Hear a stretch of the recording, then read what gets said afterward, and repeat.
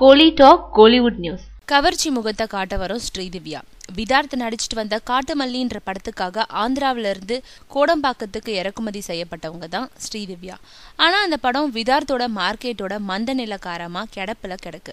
அதுக்கடுத்து ஸ்ரீதிவ்யா கமிட் ஆன படம் தான் வருத்தப்படாத வாலிபர் சங்கம். அந்த படம் வெளியாகி வெற்றி பெற்றதுனால அந்த சமயத்துல பரபரப்பா பேசப்பட்டாங்க. அதோடு விஷ்ணு நடிக்கும் வீரதீர சூரன், ஜிவி பிரகாஷ்குமார் நடிக்கும் பென்சில் மற்றும் நகர்ப்புறம் படங்களையும் கமிட் ஆனாங்க. ஆனா அந்த படங்கள்ல நடிக்கும் ஹீரோக்கள் எல்லாருமே மார்க்கெட் இல்லாதவங்கன்றதுனால ஸ்ரீதிவ்யாவும் மந்தமான நிலைக்கு தள்ளப்பட்டிருக்காங்க.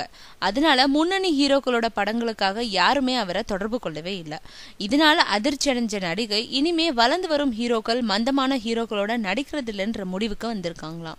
இந்த நிலையில அவங்க நடிச்சிட்டு வரும் இன்னொரு படம் தான் அதர்வாவோட ஈட்டி. இந்த படத்தோட மூலமா தன்னோட கவர்ச்சி முகத்தையும் காட்டி மார்க்கெட்ல பரபரப்பான இடத்தை எட்டி பிடிச்சிடணுன்றதுக்காக வரிஞ்சு கட்டி நிக்கிறாங்களா ஸ்ரீதிவ்யா. அதனால பாடல் காட்சிகள்லயும் கட்டவிழ்ந்து நிற்கிறவங்க. இதுக்கு அடுத்தபடியா தனுஷ் தயாரிப்புல சிவகார்த்திகேயன் நடிக்கும் படத்திலையும் இடம் பிடிச்சிட்டு தீவிர பேச்சுவார்த்தையில ஈடுபட்டிருக்காங்களாம்.